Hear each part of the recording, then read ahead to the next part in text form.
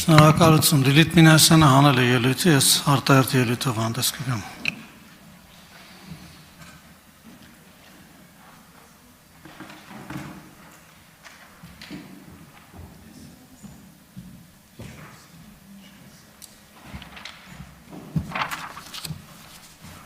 Հարգելի գործընկերներ, սիրելի հայրենակիցներ, ուզում եմ անդրադառնալ պարոն Օհանյան ձեր ելույթի մի որոշ դրվագի։ Դուք փորձ կատարեցիք երկու բան անել, նախ ուզում եք ռազմաքաղաքական ղեկավարությանը զատել բանակից, հետո բանակը սարքել զոհ, հետո փորձ կատարեցիք խոսել այն մասին, թե իբր մենք ամեն ինչ բարդում ենք բանակի վրա, 44 օրյայի մենք բանակի վրա չենք բարդում ամեն ինչ, մենք ձեր վրա ենք բարդում, ինչում որ դուք մեղավոր եք։ Ուրեմն դուք հանդիսացել եք այն պաշտպանության նախարարը, ով որ սպառնալիքներ է հնչեցրել Հայաստանի Հանրապետության քաղաքացիների նկատմամբ մարտի 1-ից հետո ուղեղը մթագնած մի ղեկավարի հրամանով, ով Հայաստանում արտակարգ դրություն էր մտցրել, գրախոսում էր բոլոր թերթերը, կարելի ասել փակվել էին բոլոր թերթերը, միակ նույնիսկ on-line ռեսուրսներն էին փակվել, մարդիկ որպեսզի տեղեկությանը ծանոթանային, իմանային ինչ է կատարում, քանի հոգի է սպանվել ի վերջո հրապարակում, իրենց հարազատներից քանիսն են բանտերում գտնվում, որտեղ հարյուրավորներին տարել եք եւ խմբային դատերի արդյունքում լցրել եք զնդանները, որպեսզի նրանք ազատ խոսքի իրավունք չունենային։ Դուք որպես պաշտպանության նախարար եթերում սպառնում եք Հայաստանի Հանրապետության քաղաքացիներին, դուք բանակի ողնաշարն էիք կոտրում այդ օրերին։ Դուք լցրել էիք Հայաստանի քաղաքները, պոստերը, այդ գայիների պոստերը, բերել եք ծանր տեխնիկա եք կանգնացրել, դուք 5 հոգի կանգառներում հավաքվող քաղաքացիների վրա կալաշնիկով ավտոմատով զինված մեր ժամկետային զինծառայողներին էիք ուղղորդում, որպեսզի նրանց չթողեն 5 հոգով զրուցեն խաղաղ։ Ես այդ ժամանակ մասնակցել եմ բոլոր ցույցերին եւ գործողություններին, ինձ չեք կարող խաբել։ Դուք չեք կարող Հայաստանի Հանրապետության բանակի մասին հոգ տանել, լինելով պաշտպանության նախարար եւ բանակը դնելով այդպիսի քաղաքական ճղճին վիճակում, մեր զինվորներին լցնելով փողոցները։ Դուք չեք կարող դա անել։ Մարտի 1-ից հետո ձեր հայտարարություններն եմ ես հիշում։ Ինչ վերաբերում է բանակը բարդել բանակի վրա, ոչ մեկ բանակի վրա ոչ մի բան չի բարդում։ Ոչ մեկ բանակի վրա ոչ մի բան չի բարդում։ Այն ռազմաքաղաքական ղեկավարությունը, փով գեներալները, այդ թվում նաև ձեր նախարարության ժամանակված նշանակված, այն թալանչիները, ովքեր բանակի հաշվին հարստացել են, այն մարդիկ, ովքեր պատասխանատու են Հայաստանում ռազմարտունաբերության տոտալ ջախջախման կամ ընդհանրապես չկայացման համար։ Այդ մարդիկ են այդ մեղավորները, հասկանում եք։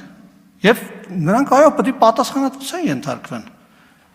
Բայց բոլոր գործերը դրա մասին են, այդ խոսակցությունները դրա մասին են։ Հայաստանի անկախ պատմության մեջ բազմաթիվ հնարավորություններ են կորսվել։ Եվ դուք ավելի լավ դրա մասին խոսեք։ Այնպեսի տպավորություն ոնց որ դուք բոլորովին նոր եկել եք, մեզ դատավոր եք այստեղ հանդես գալիս։ Դուք Արցախում եք եղել ռազմաքաղաքական ղեկավարություն, Հայաստանում եք եղել տասնյակ տարիներ։ Դուք ես վերջերս եք ձեր պաշտոնը կորցրել ընդհանրապես։ Դուք ոչ մի բան համար պատասխանատու չեք։ Այն ժամանակ, երբ որ մի անգամ եմ սրա մասին ասել, ուզում եմ թարմացնեմ, էլի, երբ որ հակառակորդի բանակը ամենաժամանակակից տեխնոլոգիաներով էր զինվում, անօթաչուներով էր զինվում, երբ որ քարորյա պատերազմում բերեցին փորձարկեցին, բայց ժամանակ մենք էինք գոռում, աղաղակում, իհարկե ոչ ուղիղ հանրային եթերներում, բայց այդ ինֆորմացիաները տվել ենք, շփվել ենք, ասել ենք այդ նույն ռազմական գործիչներին, ասել ենք ժողովուրդ ջան, ըստ մարդիկ բան են պատրաստվում, զգոն եղեք։ Դուք այդտեղ պատասխանատվություն չեք կրում, հիմա եկել եք բան եք անում։ Իրավաբանի դերում փորձում եք պաշտպանել բանակը, ումից եք պաշտպանում հասկանալի չի։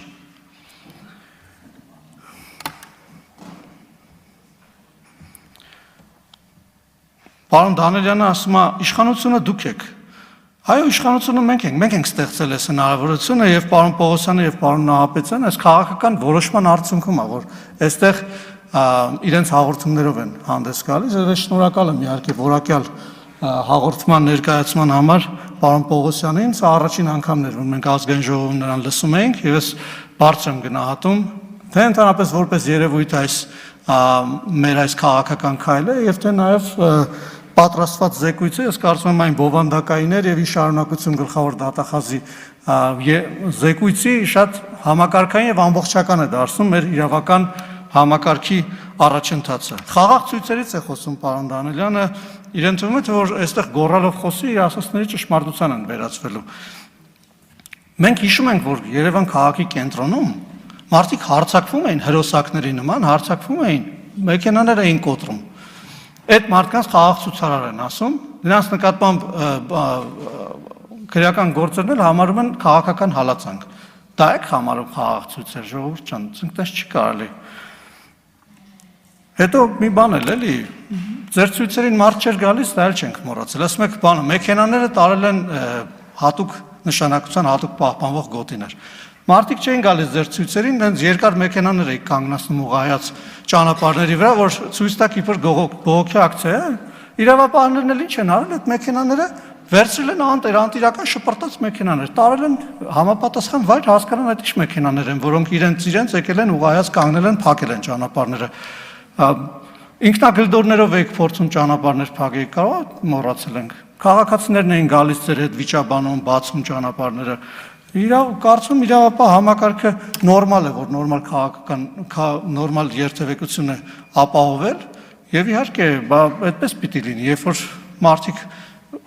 ճանապարհներ են փակում, քաղաքական ակցիաներ են փորձում անել առանց քաղաքացիների իհարկե աջակցության, իրանք էլ պետք է պատրաստ լինեն, որ հետևանքներ կրեն։ Այսինքն, այստեղ ինչ զարմանալու բան կա։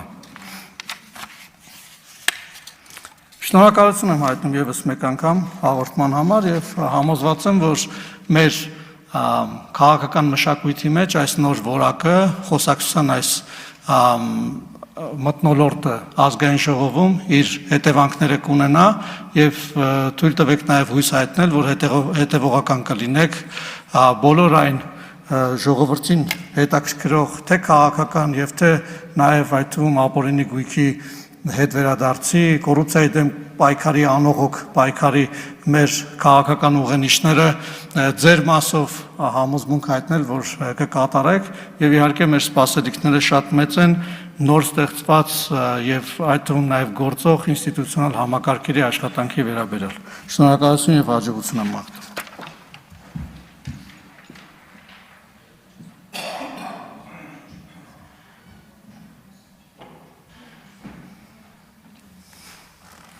Ագն Ալեքսանյանը բացակայում է դահլիճից, Էդուարդ Աղաջանյանը նույնպես, Աննա Գրիգորյան հաջորդ ելույթի համար։